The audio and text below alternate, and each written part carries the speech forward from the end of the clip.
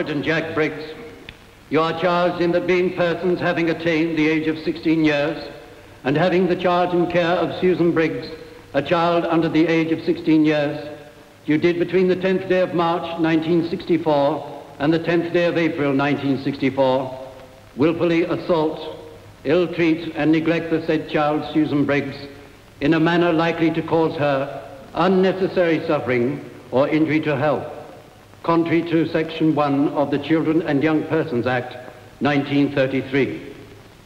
The prosecution have indicated that they are prepared to have the case tried in this court, and the magistrates have agreed to deal with it. But you have the right, if you wish, to have it tried at the Court of Sessions. Do you wish it to go to a higher court or to be heard before the magistrate today? Here, today. Today. And having heard the charge, do you plead guilty or not guilty? Not guilty. Not guilty. Your Worships, I have been retained to prosecute on behalf of the National Society for the Prevention of Cruelty to Children. I call Detective Constable Summers. I produce a photograph which I took on Friday, 10th of April at 7 p.m. of Susan Briggs, then aged 4 years and 9 months. The mother and an NSPCC inspector were present. The photograph shows the side and back of the child. Were there bruises on the face and the body, as shown in the photograph? Yes. Have you the untouched negative in your possession? I have. It is untouched and unaltered in any way? That is correct. And what did you do, Doctor? I examined the child at the request of the NSPCC inspector on April the 10th. I found Susan pale, underweight and extensively bruised. Did any further injuries come to light? Yes. Subsequent examination revealed a break in a bone of the right forearm, namely the ulnar bone. Healing had commenced, indicating the break to be 2 or 3 weeks old. When you examined this child, what opinion did you form? That the child had been assaulted and ill-treated. She was in a highly nervous condition. Frightened? Frightened and trembling. Would you say that the extent of the assault and the ill-treatment was likely to cause unnecessary suffering and ill health? Yes, I would. Thank you, Doctor.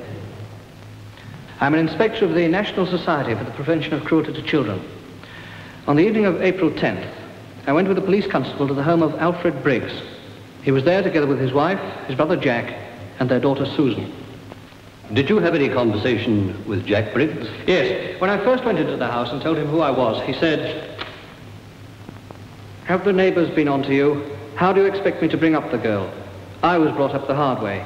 My old man used a belt on me with a buckle on the end of it. I've hit her, but I haven't made her suffer like I did." And did you have any conversation with Alfred Briggs? Yes. He said, "Jack's not the only one. I'd give her 1 or 2 myself when she deserved it." And did you examine the child? Yes. I found she had extensive bruising on both cheeks and on her arms and legs. I didn't see the rest of her body at that time. She was very pale and cowed and frightened. And what did you do then, Inspector? I arranged to have the child examined by a doctor in the mother's presence and to be photographed by a police photographer. I then applied to a magistrate for an order to remove the child to a place of safety. Did you ask Alfred and Jack Briggs to make a statement? Yes. At first they refused, but later agreed to do so. I have the statement here. I visited my sister on the 9th of April. She was poorly in bed. Will you tell us who else was in the house? Alf and Jack were downstairs with Susan. And what happened at about 11:30 in the morning? Alf and Jack went out for a drink, and Alf told Susan to sit on the couch and not move off it. And what time did they come back? Came back about 2 o'clock. Did Alfred Briggs notice anything? Yes, he noticed that Susan had wet the cushion. What did he do? He swore at her. He called her a little cow, and he took some of her clothes off and smacked her hard with his hand. She was crying out to him not to hit her.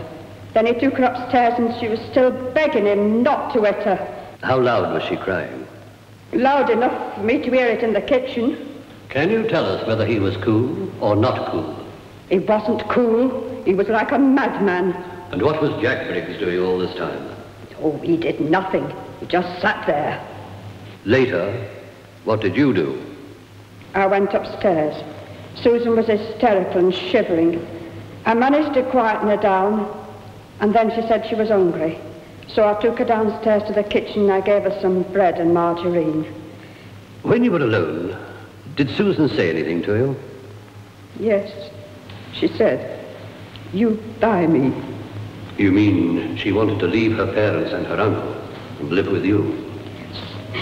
She said, "You buy me. You buy me."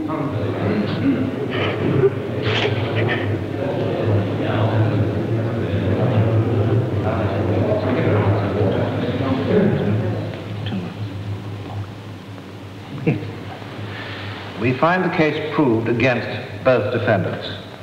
You, Jack Briggs, will be sentenced to 6 months imprisonment. You, Alfred Briggs, will be fined £20 or go to prison for 2 months. Can I have time to pay, Your Worship? We will grant you 28 days to pay. If it isn't paid in that time in full, you'll go to prison.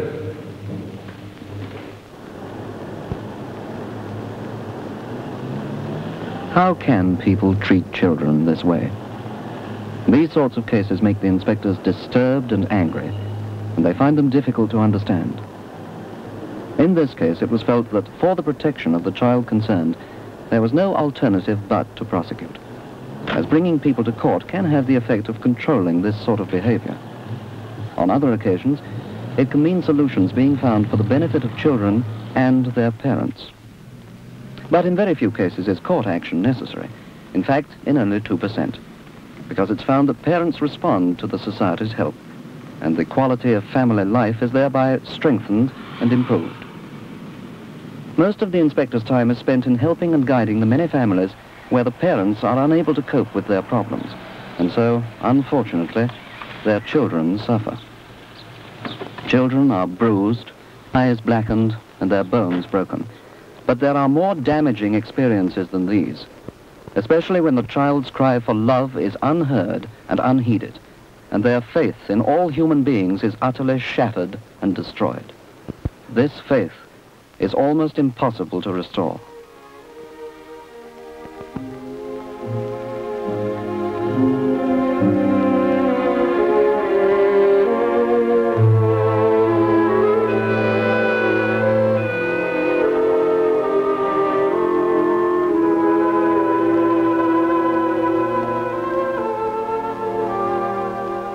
Inspectors are kept far too busy to think too much about themselves. But tonight our inspector finds himself wanting to take stock. How had he come to be a member of this great band of people, all dedicated to the welfare of our children? More than that, how had the people all come together in the first place? How had the society started?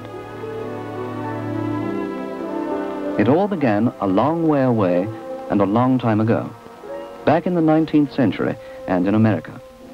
There, in what was known as the Hell's Kitchen district of New York, a child lived with her adoptive parents.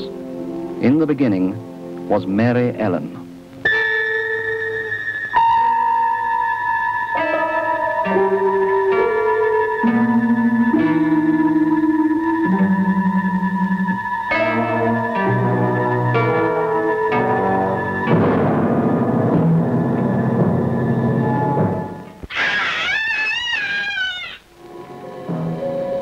In a dilapidated house next door, an old German immigrant woman lay dying. With her, at her bedside, was a volunteer woman missionary. Disturbed by the heart-rending cries of Mary Ellen, the dying woman begged the missionary to help the child, who, she said, was beaten day after day, night after night. It was the woman's dying wish, and the missionary was deeply affected.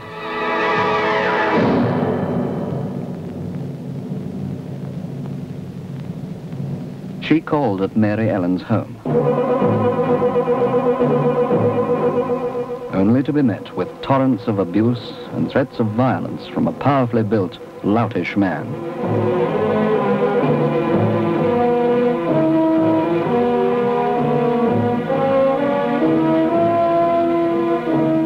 Who slammed the door in her face.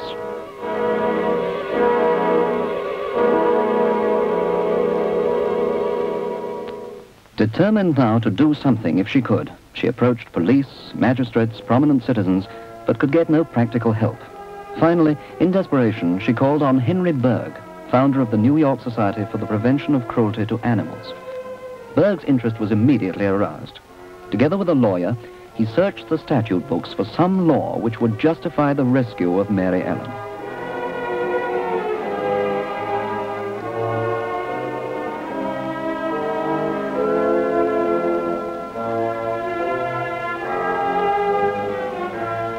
Only to find that while animals enjoyed legal protection, children did not.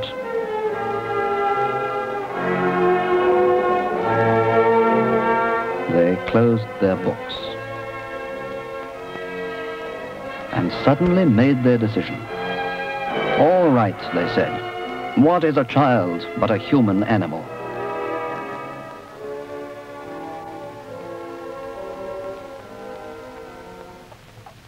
And so the gamble was made.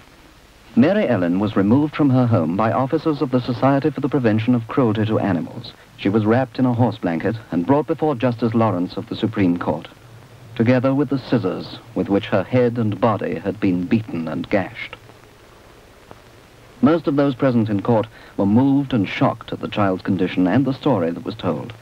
But the important thing was that, having seen and heard the evidence, the court had no hesitation. It convicted her adoptive parents and sent them to prison. The story of the brutally ill-treated child who had to become an animal before she could be legally protected was soon blazoned forth. The general public became aroused, and before long, the very first society of its kind was formed to protect the children of the city of New York from cruelty and neglect, and to awaken public sympathy for their sufferings. Meanwhile, events were moving in England. But public opinion was slow to be educated. What? Punish a man for hitting his own child in his own house? For a while it was too big a pill for many people to swallow. But two men in particular were quite determined to found a society.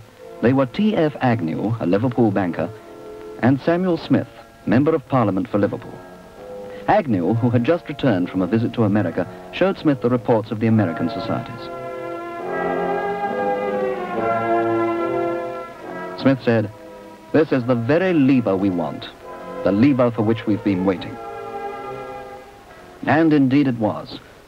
The London Society for the Prevention of Cruelty to Children was first set up in London in 1884. Here at the Mansion House, the Council of the Society held its first meeting. Within a very short space of time, committees had been formed in major cities throughout the country. And with the granting of a royal charter by Queen Victoria in 1895, it was decided to call the organization the National Society.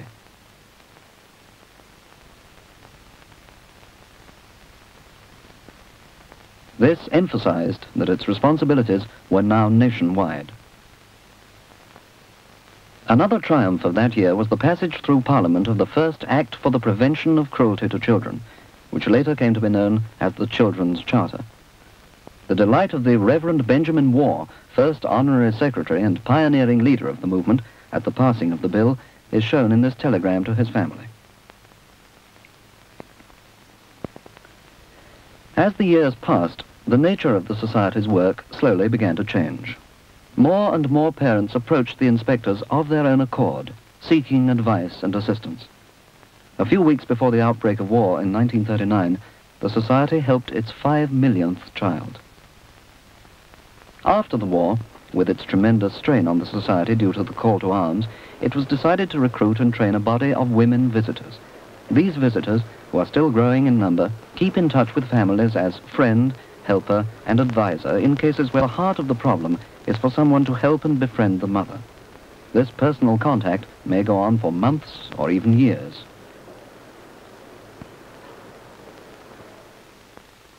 And so the work goes on. Some of it exposed in a public court for all to see and hear, but most of it quietly, patiently, without public knowledge, and known only to a very few.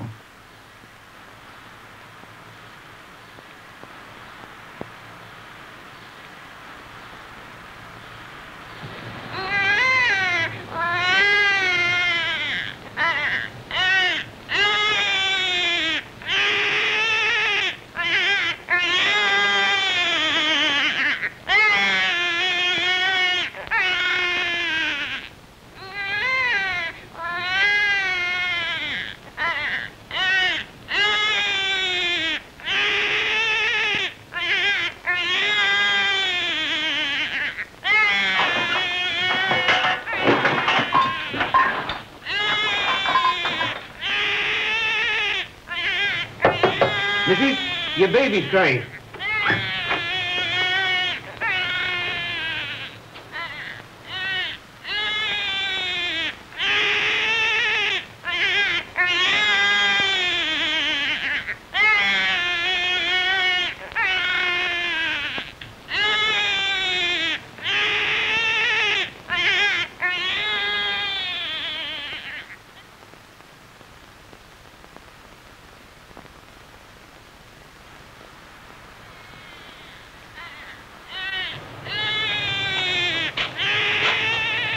Here, don't you think you ought to clean this lot up a bit, Missy?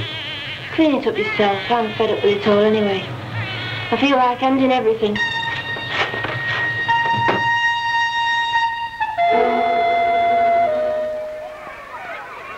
Of course, there was no need for the gasman to do anything.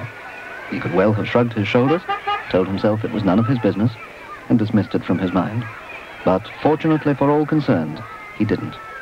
He got in touch with the inspector and told him about it. What worried the gasman more than anything was the mother's listless attitude towards her children, and her threat to end it all.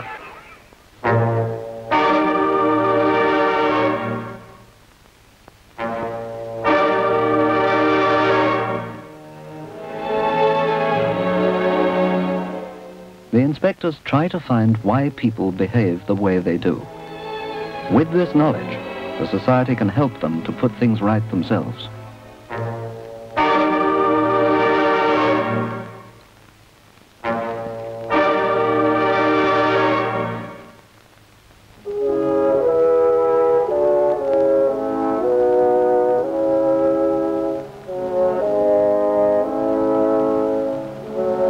As was feared, conditions inside the flat were pretty appalling. The atmosphere of hopelessness in which the mother and her 2 young children were living, or perhaps existing, was heartrending. The whole room gave an impression of disorganization and despair.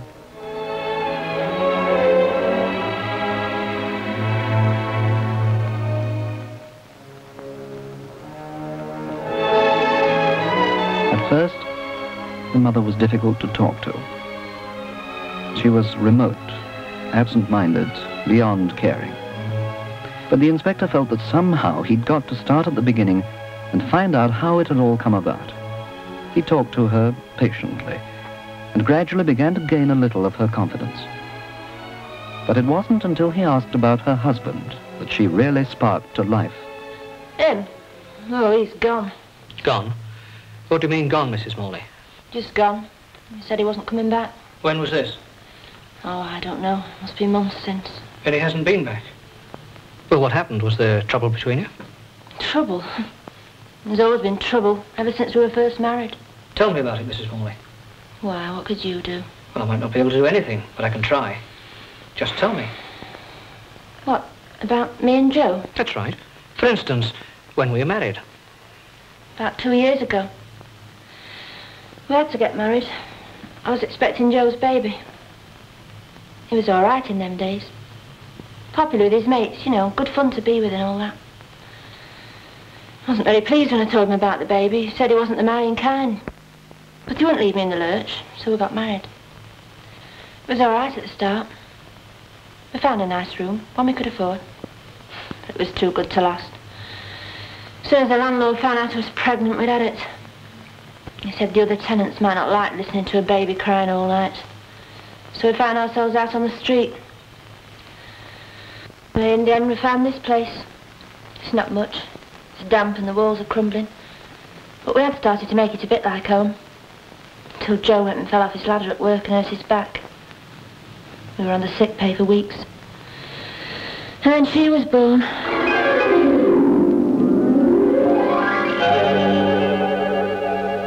Joe couldn't go back to the building trade because of his back. But he got a job in a factory. Things weren't too bad for a while. We managed to get by. Then one day the factory paid a lot of the men off. There wasn't enough work. And he got his cards. Yeah, redundant, half of them. No. Last in, first out. You know all these bills we've got, look. Well, I just couldn't make ends meet. I began to get into debt. And I purchased and things like that. Sometimes there wasn't even enough to eat. And there were things we'd got to have. Things for her. You spend your wages on. I didn't know what to do. The more I tried, the deeper I seemed to get into it. I began to have rows. Awful rows. Then one day to cap it all, I found I was pregnant again. What? You're going to have another baby, Dad. Oh, that capped it all, that did. Joe went mad when I told him. They both did. Well, the bloody only thing we can manage now. You can't manage with one kid, never mind two. And what do you suggest I do about it? We said rotten things to each other. Things we'd never said before. And I threw something at him. Right. Well, he just went. Grabbed his coat and went. He said he wasn't coming home again. He wasn't ever coming back. Good riddance.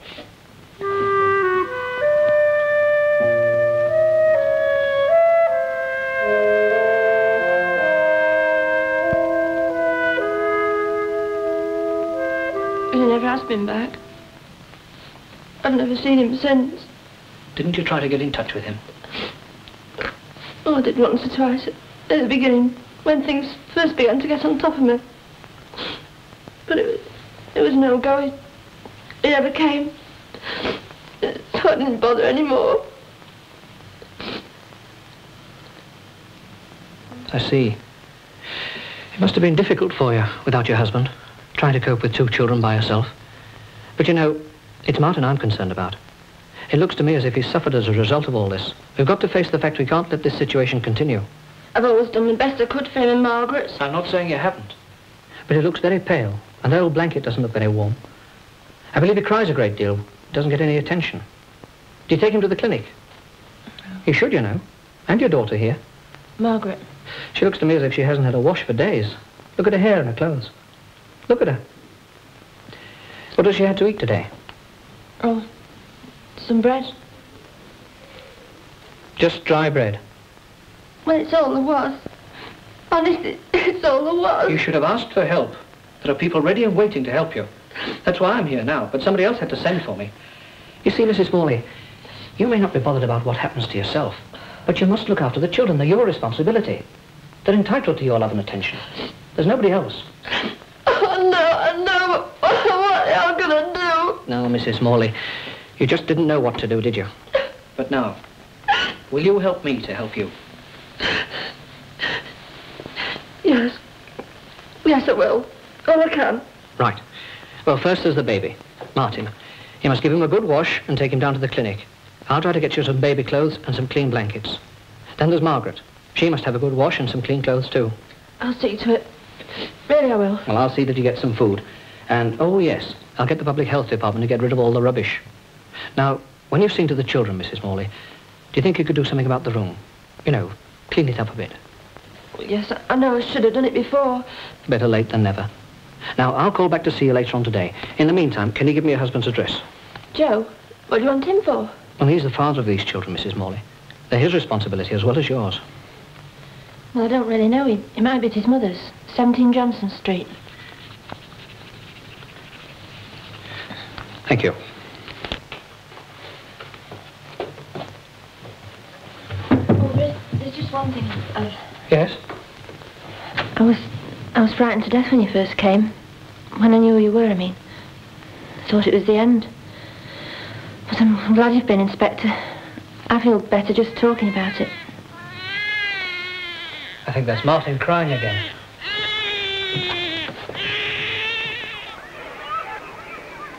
It was a problem, but it was not an unusual one. After seeing Mrs. Morley and speaking to her, the inspector couldn't help feeling that basically she loved both her children and her husband, though at times her behavior seemed to show the opposite. The thing now was to find Joe. He'd done just about as much as he could for Joe's wife and children in one day anyway. The rest was up to Joe. It isn't as good as I am. All right, come on, get your money. It's in. Get your money. Set the limit, right? Set the limit. Juice is wine. Just the juices. Just the juice. Juice is barley. He wasn't at his mother's home, but after a while the inspector found him playing cards with his mates.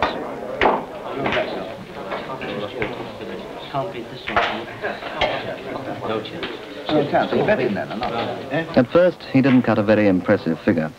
He was being watched by his friends, and he acted big, said his private affairs were his own. He scored a laugh or two at the inspector's expense, but it was noticed that he said nothing about his wife or his children. Business. I think it's none of your business at all. In the end, the inspector suggested that they talk on their own. He wasn't very keen, but as soon as his mates had gone, he became a different person. He looked almost desperate. What's up then? She's been making a mess of things. Yes, she is in rather a mess, Joe. In fact, if I hadn't have found out about it when I did, I don't know what might have happened. God. It's not just her, you see, it's the children. They look pretty pathetic this morning. Dirty and hungry. She just wasn't bothering. Bloody mess I've made of it, haven't I? But it wasn't all your fault. Ah, I mean, walking out like that. Must have been mad. You haven't seen the baby, have you? No. No, what's he like? He's not very well cared for. He cries quite a bit. He'll be all right. He just needs the right food and attention. There's something else he needs, too. What's that? A father. Yeah. Yeah, well, I mean, what the hell can I do? Just walk back in there and say, I'm sorry I've been so long, man. Got lost for a few months. I don't think it much matters what you say. What we need is a little less talk and a bit more action. So what about it? Yeah. Suppose it turns out like last time. Well, that's a chance we'll have to take. Look, Joe, when you left the flat last time, you'd had things as rough as they could be. Everything had gone wrong. Money, illness, a new baby. Now, this time, I'd like a chance to help you both to put things right. The debts and the sloppy housekeeping? Oh, yes, you'd have to help her. Only you can. Yeah. Well, I'd like to. I wanted to all along, really, I suppose, but... You just didn't know how.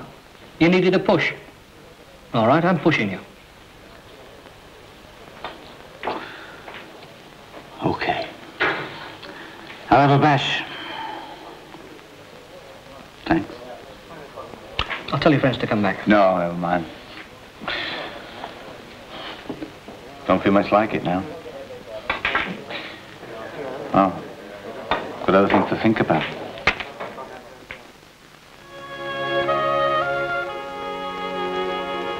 Joe did go back.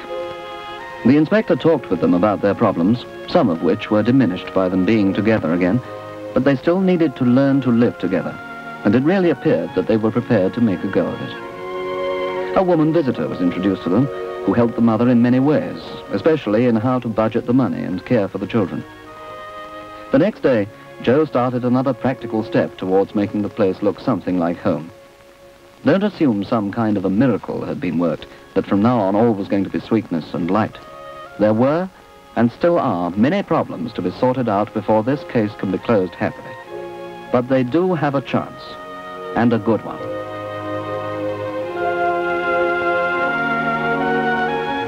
How many other families are there unknown to the society where help like this is desperately needed?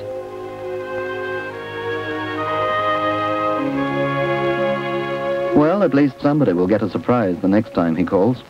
Our friend the gas man.